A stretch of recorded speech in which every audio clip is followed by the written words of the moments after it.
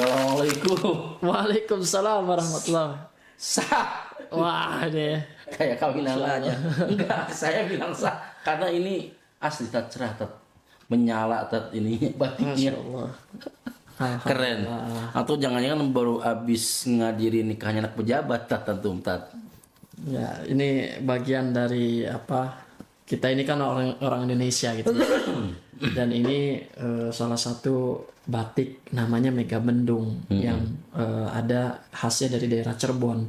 Indonesia ini kan batiknya dari mana-mana tuh. Banyak. Banyak, ada batik Pekalongan, Solo, Kalimantan Tengah, Kalimantan Selatan gitu. Tapi ya. ini Megamendung. Sumatera Barat dan seterusnya. Jadi ini yang saya pakai ini dari Cirebon. Megamendung, masya Allah kalau Megamendung keren. Tapi yang jadi masalah mendung tat, apalagi dunia pesantren lagi rame-ramenya tat. Iya. Ini saya juga baca komen tat. Ini nih teman-teman saya bacakan ya. Ini ada komen salah satu dari subscribers kita.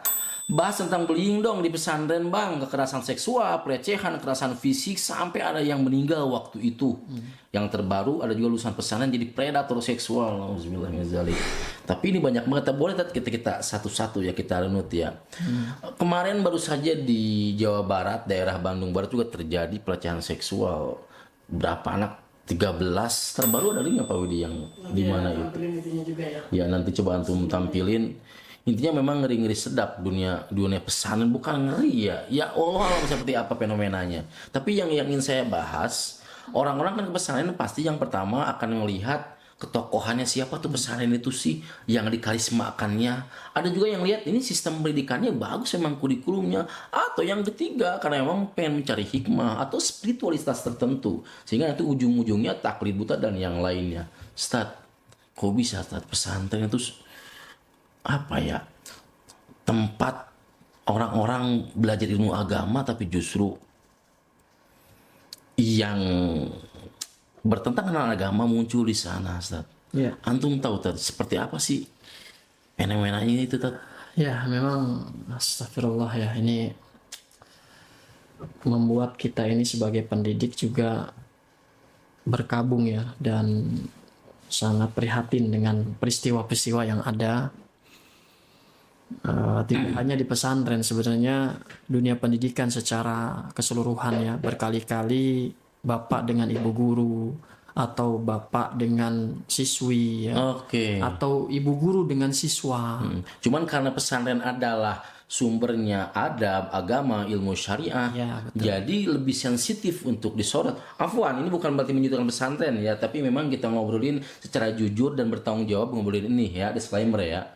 Ya, jadi memang setan itu tidak akan pernah berhenti ya untuk menjerumuskan orang-orang berilmu sekalipun ya, melalui syahwat dan syubhat.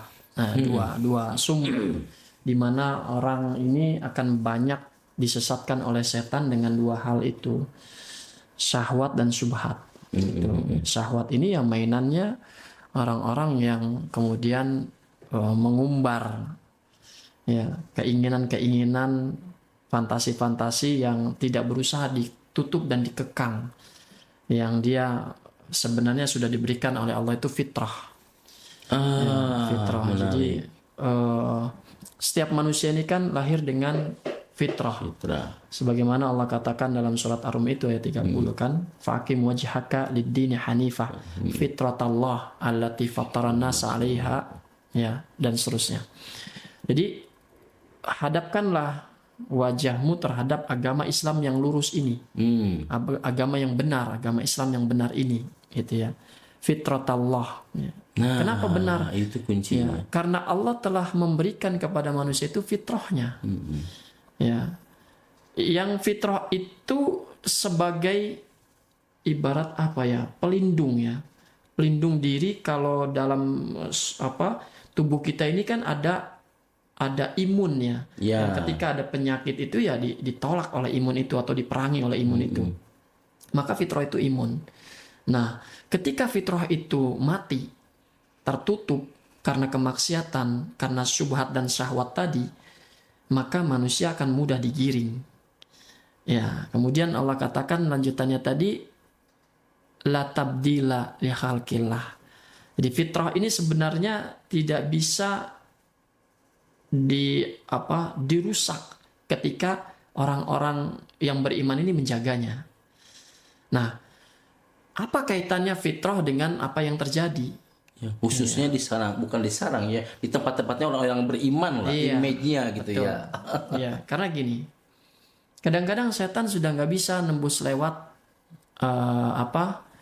syubhat, dia lewat syahwat, atau dia tidak bisa lewat syahwat, lewat syubhat. Nah, syubhatnya dulu nih, nggak apa-apa, itu nggak apa-apa, kan bisa bertobat, nggak apa-apa, kan kamu juga banyak ibadahnya. Nah, itu yang kadang-kadang dibisikkan oleh setan. Nah, kemudian ketika ini terjadi, maka sebenarnya semua pihak harus waspada.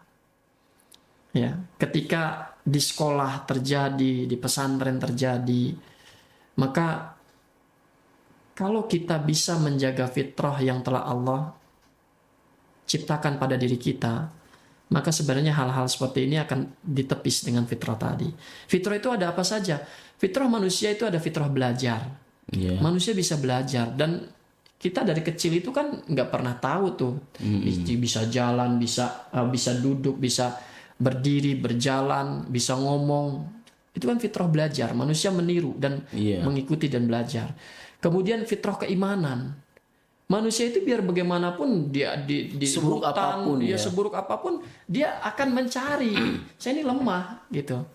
Maka kita akan mencari dimanapun tentang keberadaan pencipta kita. Iya. Ketika dia dalam bahaya, kan dia langsung secara refleks gitu ya. Orang-orang kafir zaman dulu aja gitu kan. Ya, wahai pemilik alam semesta, selamatkanlah aku. Kalau dia belum kenal Allah gitu kan. Seperti itu. Itu fitrah keimanan. Nah, ada juga fitrah tumbuh kembang. Antara akil dengan balik.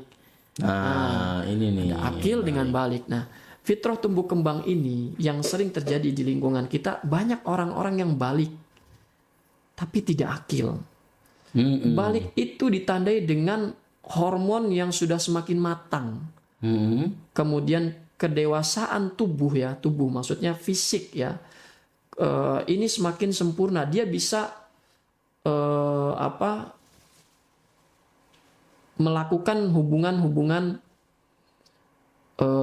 sesuai fitrahnya antara laki-laki dengan perempuan.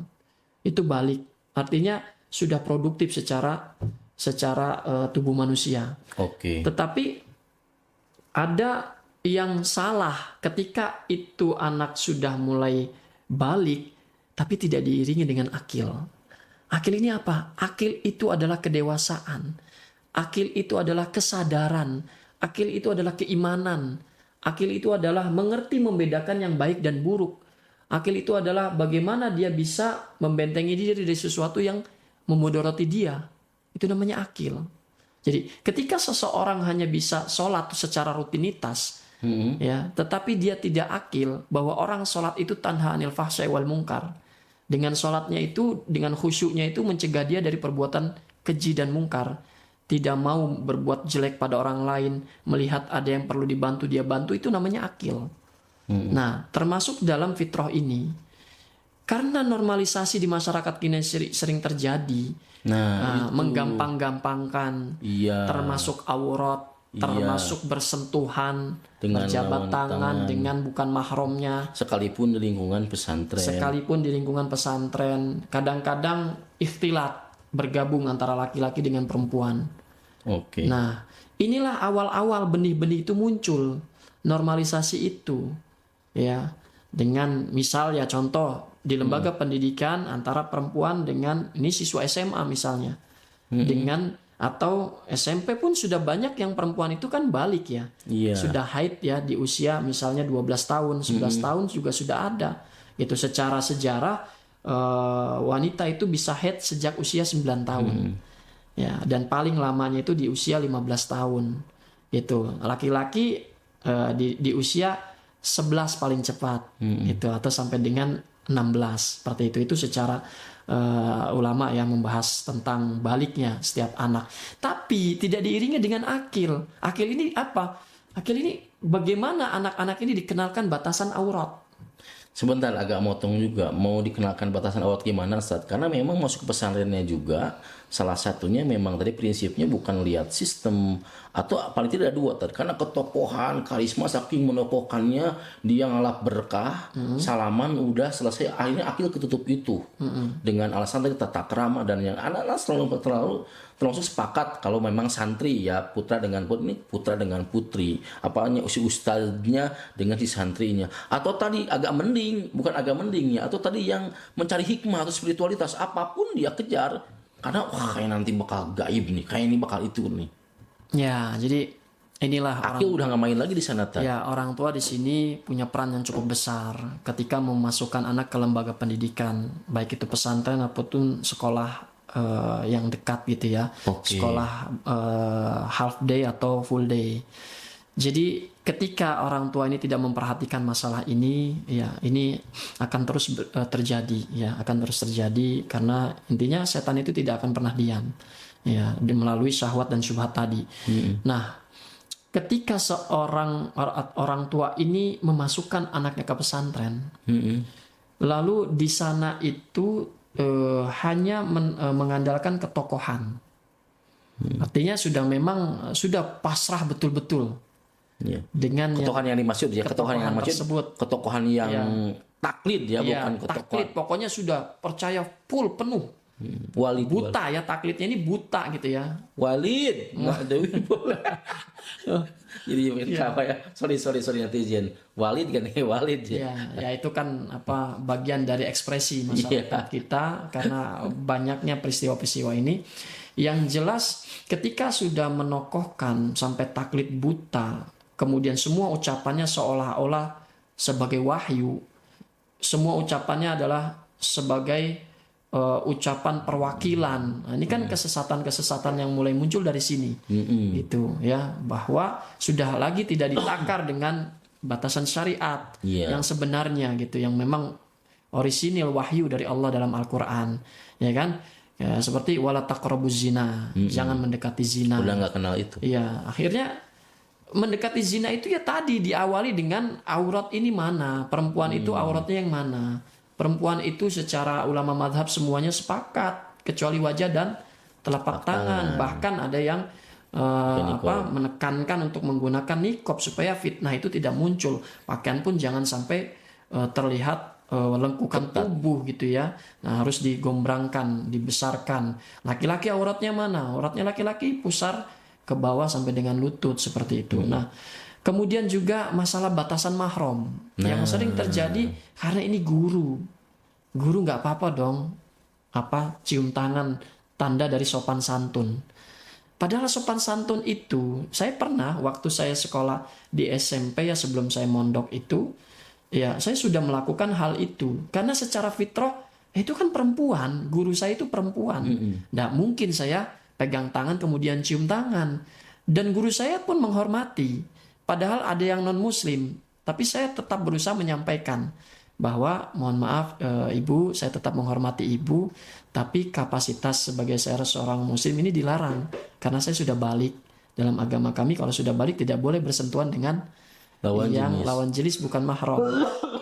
Ya, jadi itu kan yang harus dilakukan oleh setiap kita. Orang tua peduli itu, guru pun harus seperti itu. Itu batasan. Kemudian jangan sampai mengundang fitnah, berdua-duaan ngobrol atas tanda kutip dalil konsultasi mahasiswa misalnya, atau anak-anak SMA konsultasi masalah tugas dan segala macam.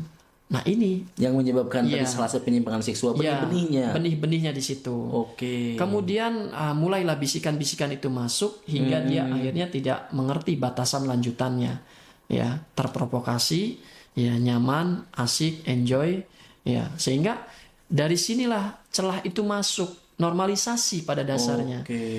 Mungkin selanjutnya bahkan sampai ayolah diajak pakai mobil berduaan kemana, atau boncengan dianggap biasa. Karena bentuk ya sayanglah naik motor sendirian, yuk ikut aja sekalian biar dianterin. Kemudian juga yang pakai mobil juga demikian.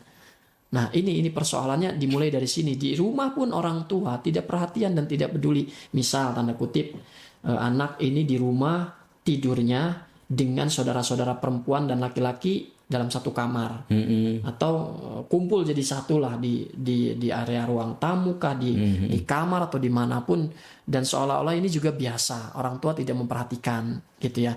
Ustaz, rumah kita sempit, sesempit apapun ya, wafariquhum fil madaji, ini berlaku, pisahkan mereka dari tempat tidurnya ini ya. Bahkan ya memang agak susah di kota-kota besar yang memang rumah itu mahal, Kecil, ya, sehingga rumahnya sangat kecil, terus tumpuk-tumpuk di situ, sehingga naudzubillah sering terjadi orang tua melakukan hubungan suami istri dilihat oleh anak, dan anak itu kemudian terinspirasi oleh itu, terus berfantasi. Selanjutnya anak akhirnya beraksi, ya, terinspirasi, berfantasi, kemudian melakukan aksi. Oke, start. Coba anak potong dulu biar lebih mengerucut ya. Artinya bahwa teman-teman kejadian ini juga bukan hanya di pesantren tapi juga di sekolah-sekolah yang umum. Cuman kenapa ngambil pesantren? Karena memang ini menarik. Start, penyimpangan tuh banyak. Bisa jadi tadi gurunya melakukan pelecehan seksual, atau ternyata sesama santrinya Anda juga pengen ngegali kok bisa gitu, apa setelah normalisasi nanti otomatis banyak penyimpangan, guru dengan muridnya, murid dengan muridnya, dan yang lainnya. Nah, salah satunya muridnya dengan muridnya, misal yang sejenis gitu ya. Sejenis. Ya. Nah, ini juga memang menjadi keresahan semua ya. Benih-benih penyimpangan itu sebenarnya sebagian para pakar parenting di pengasuhan dan juga ahli-ahli di bidang pendidikan gitu ya, termasuk para psikolog juga menyimpulkan begini.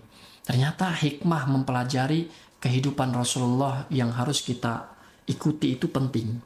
Ya, dari mulai ternyata gini. Kenapa sih anak itu sejak lahir sampai dengan 2 tahun harus dekat dengan ibunya? Disusui. Ya, anak kecil itu harus disusui sampai dengan 2 tahun. fi amaini. Ya kan, dalam Al-Quran fi amaini, 2 tahun di dalam belayan kasih sayang seorang ibu, dekat dengan ibu, gitu, disusui. Lalu kemudian Nabi kan tidak dengan ibunya paham bahwa ibunya itu tinggal di kota yang begitu padat, yang sibuk sekali, dan ingin anak itu tumbuh baik. Akhirnya dipersusukanlah oleh Halimatus Sa'diyah di Bani Sa'ad. Nah, dijaga di sana. Kemudian setelah 0 sampai 2 tahun, 3 sampai 7 tahun, ya, maka ayah dengan ibu bersamaan. Harus cukup. Harus cukup ini. Kasih sayang dari ayah dengan ibunya bersama-sama, melakukan bonding bersama. Lalu kemudian 7 sampai 10 tahun, yang anak perempuan dekat kepada ibu. Yang anak laki-laki dekat kepada ayah. Kenapa? Itu masa dia belajar sholat. Agar identifikasi sebagai seorang perempuan tertular oleh ibunya dengan penuh kasih sayangnya, kepedulian, cinta kasih. Agar seorang anak laki-laki teridentifikasi dengan ayahnya, dengan ketegasannya, memegang prinsipnya, kedisiplinannya, ya, kemudian perencanaan yang matangnya, kemudian ketegasan, kebijakan, dan seterusnya. Ya, disitulah anak laki-laki dekat dengan ayah, anak perempuan dekat dengan ibu. Lalu kemudian berlanjut setelah balik 11 tahun sampai dengan balik dan seterusnya, anak perempuan dekat dengan ayah. Di usia 11 tahun sampai dengan balik itu anak perempuan kan sudah dekat dengan ayah. Anak laki-laki dekat dengan ibu. Tujuannya agar mendapatkan kasih sayang penuh dari orang tua yang berbeda jenis, sehingga dia tidak mencari kasih sayang dari yang sesama jenisnya. Jadi jatuh cinta pertama pada ayahnya. Iya, betul. Sehingga dia tidak mudah jadi anak perempuan yang gampang terbuai godaan hidung-hidung belang. Nah, begitu juga anak laki-laki tidak gampang juga jatuh cinta kepada perempuan. Dan dia nanti ketika berumah tangga, dia akan menghormati perempuan karena sentuhan ibunya yang betul-betul penuh cinta kasih, kemudian kepeduliannya gitu ya, dan juga perhatiannya gitu, sehingga dia menghormati perempuan dan tidak berbuat kasar kepada istrinya nanti ke depannya. Nah, yang menarik di sini bahwa yang menyebabkan ya, tadi. kalau tadi pertanyaannya adalah kenapa bisa terjadi penyimpangan yang laki-laki kemudian suka sesama laki-laki gitu. Ini kan sudah jauh dari fitrah ya, selain tadi bahwa syubhat-syubhat dan segala macam. Nah, hal yang perlu diperhatikan adalah biasanya dan beberapa kali secara riset oleh para pakar psikolog ini, teman kami juga seorang profesor menyatakan bahwa terjadinya laki-laki menyukai sesamanya, kita tampilkan ya siklusnya Pak Widya aja ya. Ya, kita tampilkan coba ini biar apa, ini pendapat dari beliau, Masya Allah ya. Jadi ini penting buat kita semua, kenapa hal itu bisa terjadi. Nah, ini ya, ini sebenarnya dalam buku saya itu sudah ditulis juga nih. Jadi awalnya adalah ayah berlaku kejam pada ibu. Oke. Ya, jadi awal dari penyimpangan itu ayah betul-betul memperlakukan ibu dengan sewenang-wenang. Dan anaknya tahu. Dan anaknya melihat itu, dipukul gitu ya, kekerasan dalam rumah tangga atau KDRT, kemudian juga tidak bertanggung jawab, membentak-bentak, bahkan dengan kekerasan yang Luar kita biasa. nggak bisa bayangkan ya. Dan itu sering terjadi ya. Maka ketika anak laki-laki ini benci kepada ayahnya, nah, maka dia tidak memiliki figur ayah. Dia merindukan sosok figur ayah. Ketemulah dengan sosok laki-laki yang perhatian, lembut, Boti. ya, kemudian memberikan apa itu segala yang dia butuhkan gitu kan, sehingga akhirnya dia nyaman Dengan laki-laki tersebut. Nah, ketika dia nyaman, akhirnya berganti figur yang dia cari, berubah menjadi dia kagum dan mencintai. Kalau seorang anak terjadi begitu, sama sebabnya terjadi sebenarnya, katanya dari sini juga. Ini kata profesor ini, ya, beliau menyampaikan anak perempuan itu kasihan melihat ibunya diperlakukan begitu, Iya. hingga akhirnya sayang sama ibu dan benci sama ayah. Ya, kemudian nyaman dengan figur ibu, lalu kemudian sikap positif figur itulah yang menyebabkan dia itu nyaman dengan perempuan, membenci laki-laki, dan akhirnya sosok yang dia cari untuk kenyamanan hidup adalah perempuan. Inilah awal mulanya sebenarnya. Nah, penyimpangan itu lalu ditambah dengan apa? Tontonan yang tidak dijaga, pornografi, lalu kemudian juga sosial media yang akhirnya ketemu dengan orang-orang yang sudah menyimpang dan menikmati tanda kutip penyimpangan itu. Nemu circle-nya. Nah, circle-nya terjadilah. Nah, di lembaga pendidikan hal seperti ini, makanya kalau sudah mulai melihat man tasyabbaha biqaumin fahuwa minhum ya. Ketika ada laki-laki mulai melambai. Ya, dulu kami di pesantren kalau sudah ada yang begitu, langsung kita ini kan masukkan ke dalam kegiatan-kegiatan olah fisik sehingga dia tidak seperti itu. Bisa juga di keluarga ya muncul perilaku begitu, melambai dalam tanda kutip, karena kakak dan adiknya perempuan semua. Iya. Sehingga dia mengidentifikasi. Mainannya pun sama. Orang tua tidak memperhatikan itu, dianggap semua sama. Ada lagi yang penyebabnya adalah orang tua kepengen punya anak perempuan padahal anaknya laki-laki. Didandanin seperti perempuan, kemudian dibelikan Setting ya. belikan pakaian, bahkan pakaian ala-ala perempuan dengan warna perempuan, di setting, akhirnya dia mengidentifikasi sebagai perempuan dan dia nyaman dengan itu. Oke. Begitu juga ada orang tua yang ingin punya anak laki-laki padahal anaknya itu perempuan. Dibelikan mainannya laki-laki, tembak-tembakan, mobil-mobilan, akhirnya yang kita sebut sebagai tomboy. Nah, itulah awal mula yang kemudian circle-nya ketemu atau bertemu di lembaga pendidikan, dia nyaman, sering berduaan, tidak ada pemantauan, terjadilah hal-hal yang naudzubillah semakin jauh. Jika itu sudah terjadi, ini mulai mengerucut teman-teman ya. Tadi memang ini random, salah satunya saya pengen bahas dulu. Bagaimana sistem pengawasan pesantren untuk mendeteksi hal itu, sistem pelaporannya dan yang lainnya. Ya, memang ini kan terselubung ya, agak susah ya. Kalau kekerasan fisik biasanya kelihatan bekasnya. Kalau yang begini ini memang betul-betul sejak awal pesantren harus punya sistem deteksi, identifikasi dan proteksi. Ya kan? Jadi dari mulai sistem identifikasinya, sistem proteksinya, kemudian sistem penanganannya gitu ya. Dan juga melakukan langkah-langkah preventifnya. Teknisnya Tat seperti apa Tat? Biar teman-teman tahu. Jadi gini, mulai dari screening ya.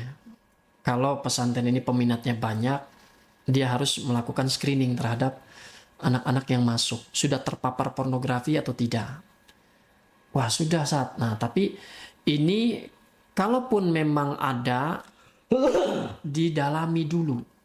Kalau sudah tercium terpapar pornografi, nanti didalami sampai sudah seperti apa. Ini butuh effort memang ya, effort. Kemudian setelah dari dalam seleksi ini, maka sejak awal ya pesantren harus betul-betul melakukan pencegahan-pencegahan sejak dini. Di antaranya dipisahkan dong. Ranjang itu tidurnya jangan sampai letak ranjang itu berdekatan sekali. Kemudian tempat-tempat yang tanda kutip rada-rada rawan ya. Sepi, nah makanya mojo. dalam membangun pesantren jangan sampai membangun pesantren itu terlalu banyak ruang-ruang pojok-pojok yang ngumpet dan tidak terlewati gitu ya. Di mana rumah ustadz, di mana asrama, di mana masjid, di mana kelas, di mana kamar mandi. Ini betul-betul pembangunannya harus terencana. Jangan terlalu banyak ruang-ruang itu yang mojok-mojok seperti itu. Kemudian juga untuk pencegahan itu sering dilakukan pemeriksaan-pemeriksaan. Biasanya ada indikasi-indikasi.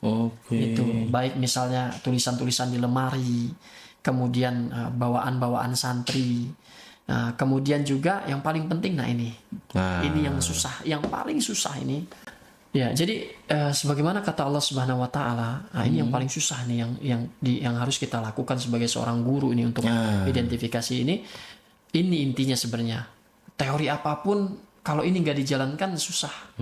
Yaitu kata Allah Subhanahu Wa Taala, wasbir nafsaka ma'al ladzina yad'una rabbahum bil ghadati wal asyi yuriduna wajhah.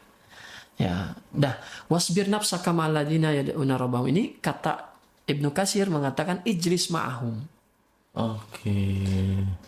Guru harus terus melakukan pendampingan dimanapun anak itu berada.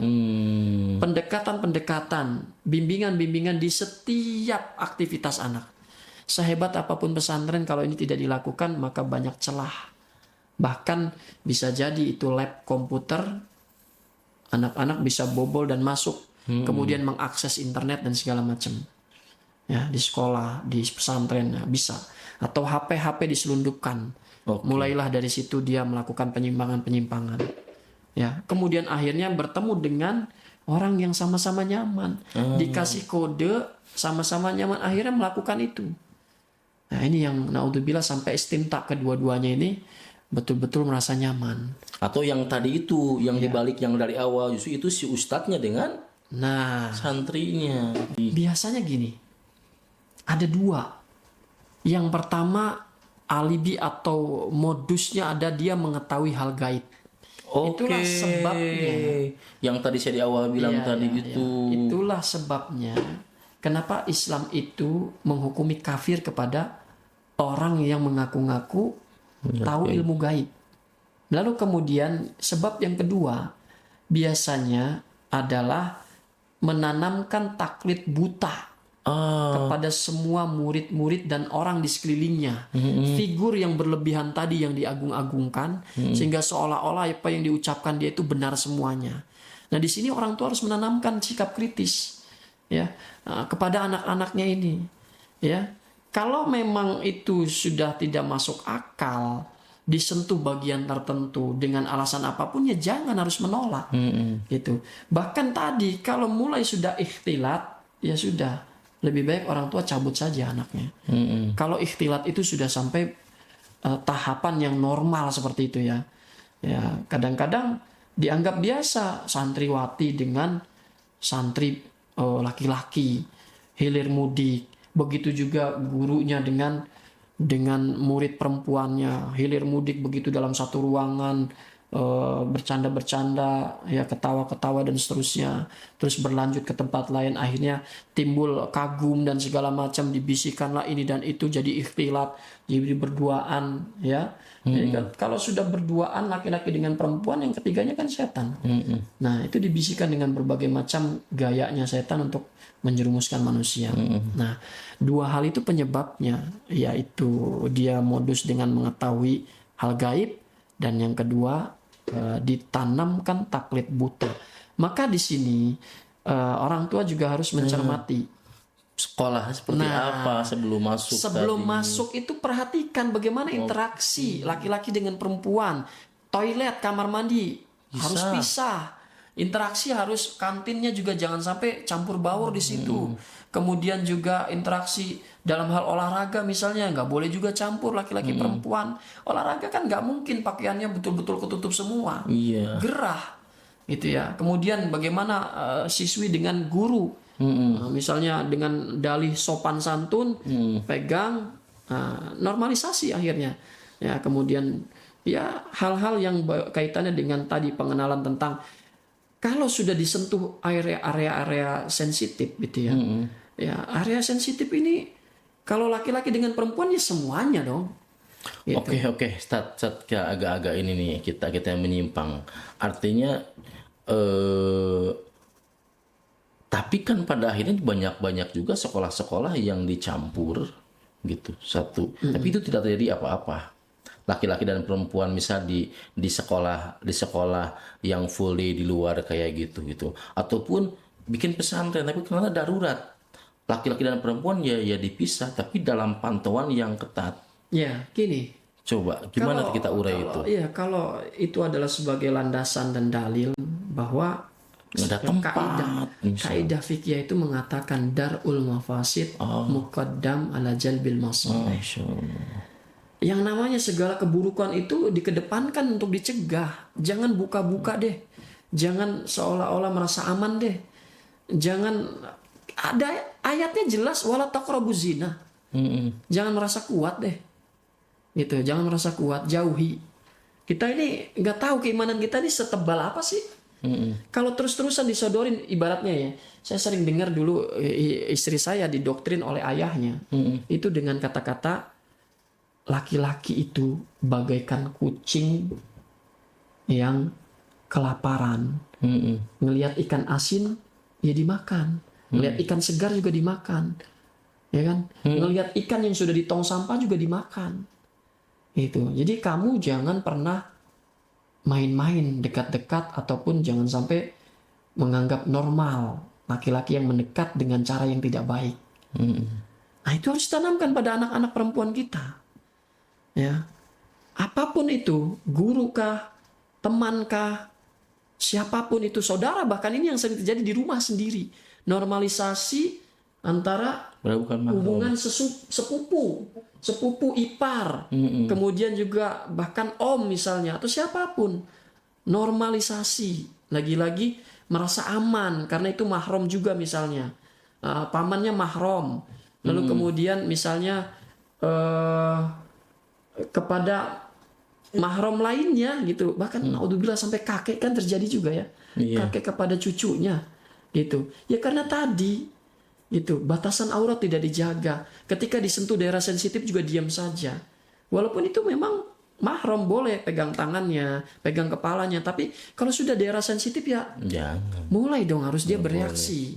Pergi melakukan tindakan-tindakan. Nah, pribadi yang rapuh, wanita-wanita yang tidak ditanamkan ketegasan, ini berbahaya. Dia harus ditanamkan ketegasan. Karena wanita itu kan memang naqisatud din wa naqisatul akal. Ya, setengah-setengah. Kurang. Aisyah bertanya, apa yang menjadikan wanita itu akalnya itu separuh? Iya. Bukankah persaksian perempuan itu 2 dianggap 1? Iya. Ya kan? Kemudian ditanya, kenapa perempuan itu separuh agamanya? Bukankah wanita kalau sedang haid, dia nggak sholat, Iya. dia nggak puasa. Iya. Itu. Jadi wanita lemah. Ya, maka tanamkan sikap ketegasan tadi, jangan memudah-mudahkan normalisasi tadi walaupun itu adalah mahram. Kumpul jadi satu. Ya, dengan baju. Ini yang sering terjadi nih. Ya, pakaiannya, celananya sepaha misalnya. Pakaiannya juga kaos, bahkan singlet. Di depan mahramnya. Ya, itu tadi kucing, laki-laki itu kucing. Kucing garong. Kucing. Iya, Gimana kalau sudah begitu akhirnya atas dasar nggak enak, pribadi rapuh, kemudian lemah, sudah dimakan, dimangsa. Oke. Ya, jadi yang pengen ditegaskan bagaimana jika memang normalisasi itu sebagaimana nasib sekolah-sekolah yang hari ini laki-laki bercampur dengan perempuan, padahal itu sekolahnya sekolah Islam loh gitu. Baik yang konteks pesantren ataupun yang di luar. Nah, bagaimana konteks pesantren? Apakah karena darurat masih bisa tapi diawasi dengan ketat atau memang jangan sama sekali? Ya, jangan. Sebisa mungkin. Sebisa mungkin tutuplah semua celah itu. Yang sudah ditutup aja masih bisa terjadi, apalagi yang tidak. Oke. Jadi asrama laki-laki dengan perempuan ini betul-betul harus terjaga ketat ya. Yang perempuan ini tertutup betul-betul, aktivitasnya jangan sampai terlihat oleh laki-laki. Jadwal keluarnya pun dibedakan. Oke. Jadwal keluarnya kalau yang perempuan hari apa, laki-laki hari apa, gitu ya. Kemudian juga misalnya jangan ketemu di kantin, jangan ketemu di masjid. Walaupun itu masjid besar dan semuanya akan sholat di situ ya. Kalau bisa jangan sampai ketemu. Yang perempuan ya sholat di masjidnya perempuan, di musolanya perempuan. Laki-laki ya sholat di masjidnya laki-laki.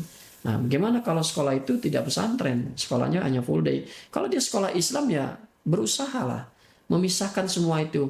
Masih SD, jangan salah.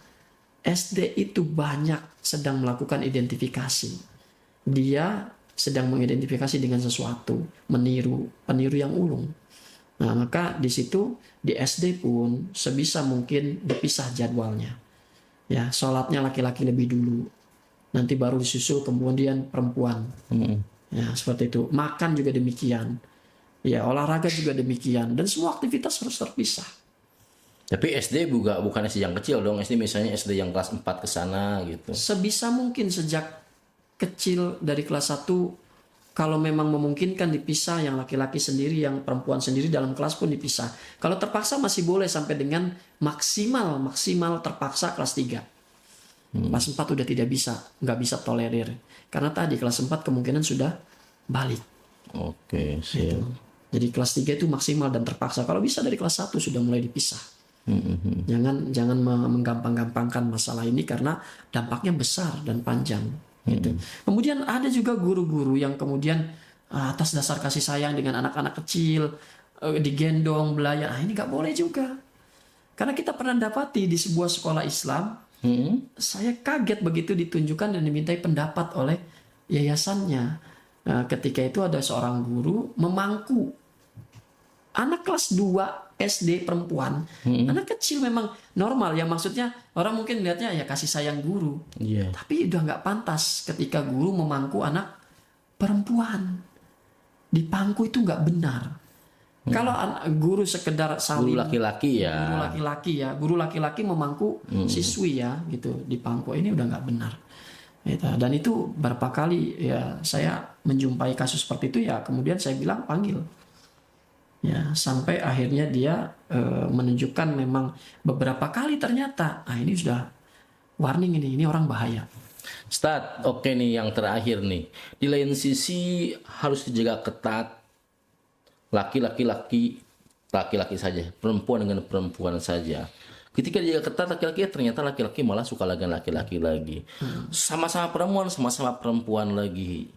Dalam waktu bersamaan juga laki-laki juga ada masa-masanya juga dia jatuh cinta, mulai ketertarikan dengan lawan jenis. Terakhir bagaimana akhirnya sikap instansi pendidikan, lembaga pendidikan menyikapi hal itu atau mengajari dunia seksualitas kepada santrinya. tanpa mereka merusak laki-laki fitrahnya. Ya. Paling benar ini. Setelah tadi batasan aurat, kemudian adab-adab Islami, ya, kemudian juga tentang mahram. Nah, yang terakhir ini tentang hudud. Nah, hukum zina itu diapain? Kemudian yang berikutnya dampak, jelaskan sama mereka. Jangan main-main. Kalau sudah tergelincir, ini dampaknya besar dan merusak masa depan sendiri di dunia dan di akhirat. Ya, maka itu harus dijelaskan kepada mereka. Ya, karena yang tadi sudah semua, terakhir ini memang jangan main-main loh. Kalau kamu sudah terperangkap dengan bermudah-mudahan, mungkin orang belum tahu, ya, tetapi Allah Maha tahu. Kalau kamu kemudian tidak bertobat, ya berbahaya buat diri kamu sendiri. Itu. Lalu kemudian yang juga penting bagi orang tua dan sekolah ini adalah menanamkan bagaimana konsekuensi rumah tangga itu adalah hal yang memang harus ditempuh untuk menyatukan sebuah cinta. Nah, jadi tersalurkannya di keluarga, ke bapaknya, ke dalam hal emaknya. yang halal. Ya, Positif. kita ingat ya, gini. Bahkan ketika itu ada 3 orang sahabat bertanya kepada istri-istrinya Nabi, bagaimana ibadahnya Nabi. Kemudian mereka mendapati hal biasa saja. Karena Nabi memang sudah diampuni dosa-dosanya, gitu ya. Lalu kemudian 3 orang ini, nah, kalau Nabi yang sudah diampuni dosanya tapi tetap beribadah seperti itu, masa kita kalah dengan Nabi dalam beribadah? Maka di antara mereka ada yang bilang, saya mau puasa terus, gitu ya, dan tidak berbuka gitu. Saya mau qiyamul lail terus, pokoknya saya mau sholat malam terus dan tidak mau tidur malam hari. Dan saya tidak mau menikah karena itu akan menyibukkan saya. Maka langsung Nabi, faman raghiba an sunnati falaisa minni. Ya, jadi menikah. Kalau memang sudah cukup umur, maka ini orang tua juga di sini jangan menyulit-nyulitkan anak. Sebagian asatidzah itu masya Allah, anaknya lulus. Kami dulu di pesantren, teman saya sekelas itu sudah berapa yang nikah, masih pesantren loh, tapi sudah nikah. Bagaimana dia membiayai menafkahi anak istrinya? Nah, disitulah komitmen orang tua dengan tetap memberikan ini dan itu, dan dia diberikan tetap kewajiban dia menafkahi istrinya dilakukan melalui jalan dia diberikan dulu oleh orang tuanya, dan itu dijaga. Subhanallah. Jadi teman saya dulu banyak yang dalam kelas itu sudah menikah. Dalam kelas sudah menikah. Padahal di pesantren. Hanya untuk menjaga agar tidak terjerumus. Gitu. Maka orang tua juga jangan mempersulit ya, dalam arti mensyaratkan ini dan itu, kemudian mensyaratkan mahar dengan yang sangat tinggi, kemudian segala macam standar yang walaupun itu kadang kewajaran juga. Kan kekhawatiran orang tua demi cinta ke anaknya biar nggak terjerumus. Oke Ustadz, terima kasih banyak. Alhamdulillah seputar tadi penyimpangan seksual dari mulai tadi si gurunya kepada santrinya atau sama-sama santri, atau tadi guru biasa, sampai tadi bagaimana cara menyikapi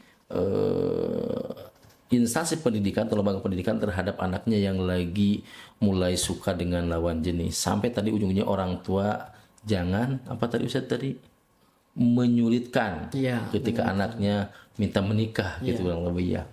Alhamdulillah konkret banget, udah lumayan nih, memang syutingnya agak malam ya.